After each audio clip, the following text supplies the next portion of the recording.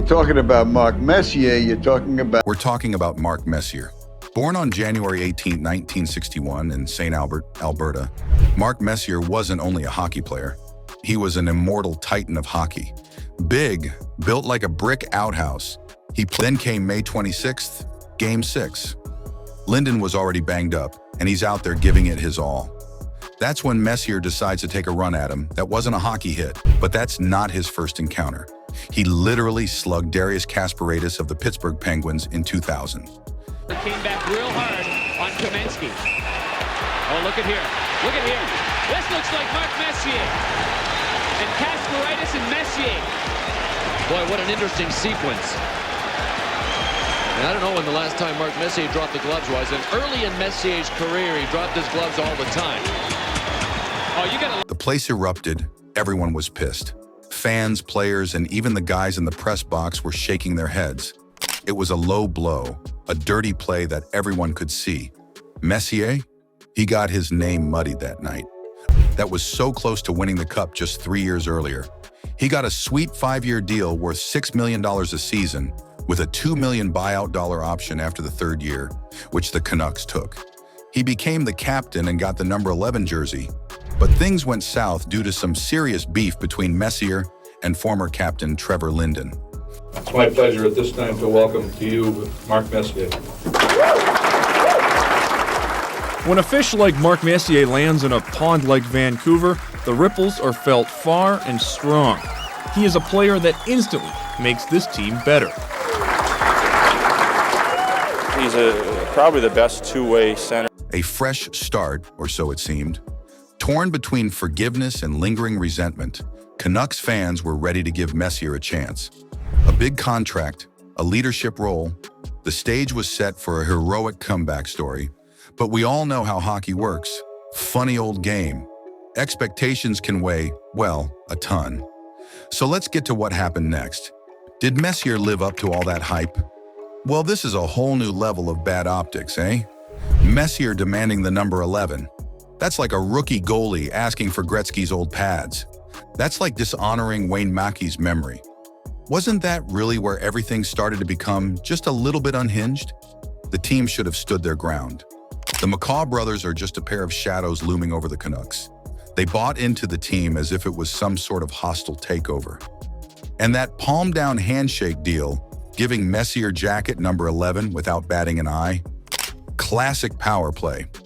We've talked about Messier's fiery temper, the cheap shot on Linden, and his controversial move to Vancouver. There's another side to this story, however, a darker side that may help explain some of that on-ice aggression. So much more happened behind the scenes during the glory days of the Edmonton Oilers.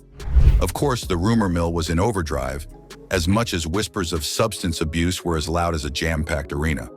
We're talking about a time when the NHL still used to be a different world, and the boys are allowed to let it loose like one can hardly imagine today. Oilers' 80s dynasty was a skilled, fast, and otherwise mess of a something. The team scored goals an awful lot as if it was going out of style. Behind the scenes, however, something was getting pretty messy. There were always rumors milling around about a real serious problem with cocaine for some of the big-name Oilers. It's like a penalty kill. Once you're in deep, it's tough to get out. Sports Illustrated even weighed in on the issue, claiming at least 5 players were mired in addiction. Grant Four, that brick wall in net, was one of the guys caught in the crossfire. His troubles with cocaine were well known, and the stories about Glenn Sather bailing him out with utility bills are the kind of stuff that makes you shake your head. But Four wasn't alone. There were rumors swirling around about a bunch of Oilers living on the wild side. Drinking and driving, getting into trouble with the law. It was like a bad penalty kill. And let's not forget the stories about Messier himself.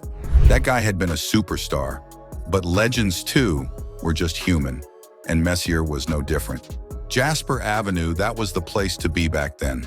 A hotbed of nightlife and, let's be honest, trouble. Stories about drinking and driving were as common as a power play. And when you're Mark Messier, of course your teammates are going to cover up for you. He never made headlines, but the rumors stuck. Now, of course, these were only rumors at that time. Nobody had any proof, and in the hockey circles, it is easy to spread gossip. But if you take a step back to look at the bigger picture with Messier, It really makes you wonder if something more was going on than just a hot head. Was the cocaine fueling that fire? Did it feed into that aggressive playing style of his? But Messier was in a different class. He was just like a tank, steamrollering everyone in his path. It's almost as if the harder he partied, the harder he played. Some sort of perverted motivation, if you will. Then there is Vancouver. $6 million bucks? That is more money than most of us will ever see in our lifetime. To Messier, it was like money into the black hole. No goals, no assists, just a ton of disappointment.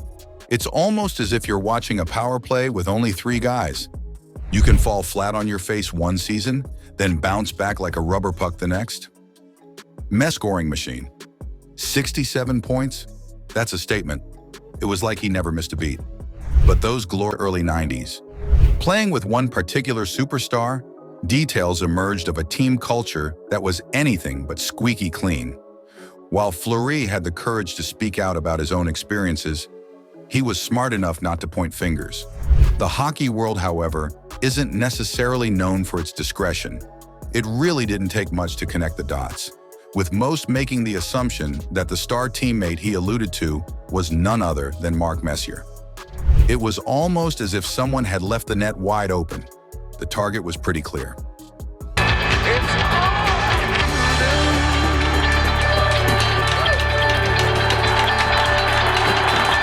Dear Wild Wolf Fighter 1, fast forward to 2004, and Messier decided to hang up his skates. The captain-turned-legend was supposed to have a gold-plated retirement. However, the rumors of a different kind of lifestyle began to swirl, red-flagged by reports of way too much partying, substance abuse, and a spending binge burning through his millions like wildfire. But his story didn't end there. He was running low on money. So guess what he decides to do? Set up a business? Use his image? No. In 2012, years after his disappointing stint with the Canucks ended in 2000, Messier actually sued the team. He claimed there was some kind of loophole in his old bloated $6 million a year contract that entitled him to even more money.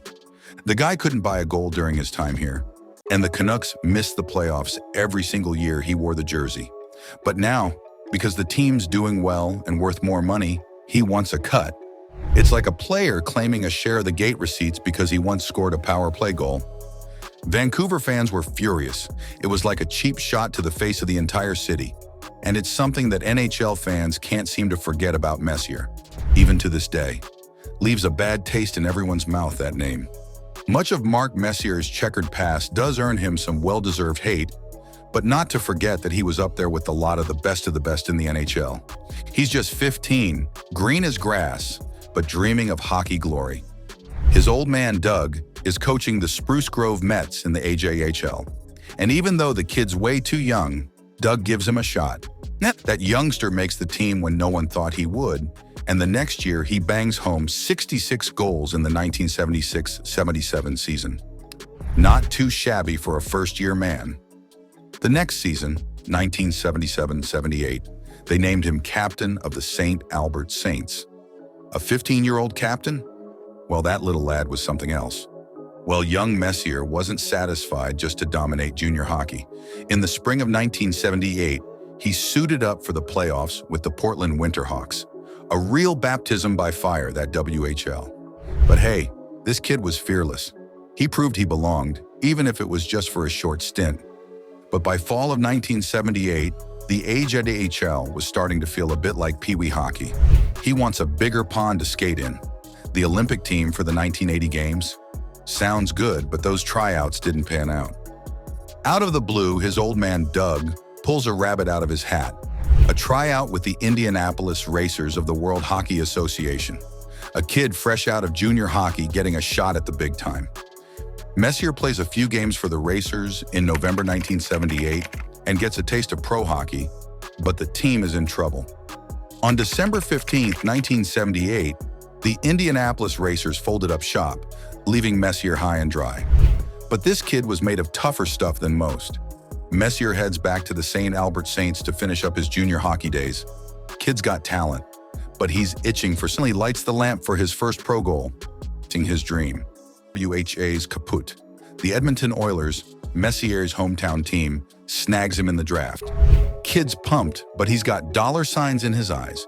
They throw him a lowball offer. Messier's not happy, but he swallows his pride and signs it. His rookie season in the NHL. Well, he had some good moments and some not so good ones. The kid had heart, though. He'd bounce back stronger every time. He spent a significant time in the penalty box and was sent down to the Houston Apollos of the Central Hockey League for a 4-game stint in October 1979. The kid had heart, though. He worked at his game and became a force in the league, netting 50 goals by the 1981-82 season. He made a killer pairing with Glenn Anderson, and the two made up an opposing force no one was ready to mess with. Sure, the Oilers are starting to roll, having VP. Not a bad year for the kid. And then, sure, even legends get themselves in trouble now and then. It's 84 and he's got the gloves off for Jamie McCoon, and things get dirty. Suspended for 10 games? Ugh. Not to mention that in 85, there was the whole Porsche crash thing. Not his finest moment. I'm every bit as confident the second career is going to be as good as the first one. And then he went on to become a king in New York. Messier was with them for a while. In 94, he was instrumental in winning them the cup, partly due to that crazy guarantee of his. But nothing lasts forever, and by 97, he was out of there. Next stop, Vancouver. Big mistake. The fans hate him, the team stinks, and he gets kicked to the curb in 2000. Ouch again!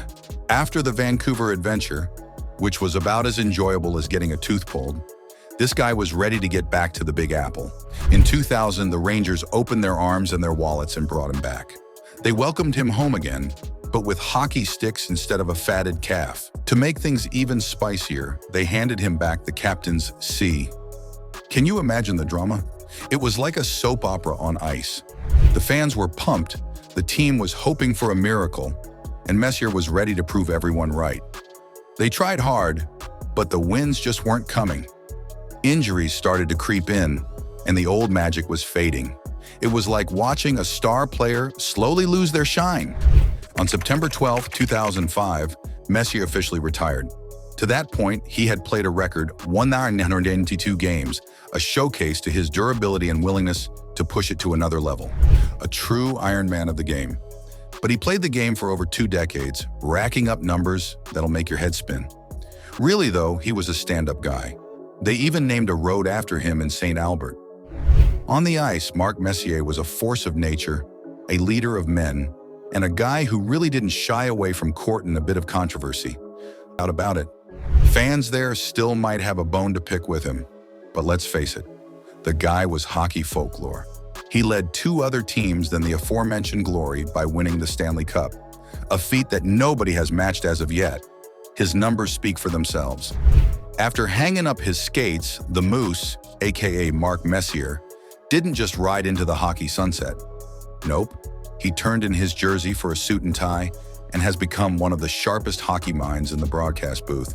Since 2021, he's been spitting out hockey wisdom across ESPN, breaking down plays like he's still on the ice.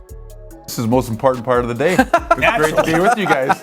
Exactly. Forget about all the other stuff. Yeah. I'm with you guys. Let's go. So one of the fun things we like to do here on the show is because we are rights holders here at ESPN, we can pick any highlight we want in history. Okay. In honor of you sitting next to us here, Okay. I figured, you know what? NHL highlight next. Were you able to find one? Several. Okay, You good. won the cup Okay. 1 or 2 times. Play us. Before that, he was sharing his 2 cents on Versus, NBC, and even up north with Rogers. This guy has more hockey experience than a Zamboni driver has ice shavings. It's like having a walking, talking hockey encyclopedia in your living room. That's it for this one. If you're a fan of some brutal ice hockey in the NHL, make sure to check out our videos. Till then, play safe.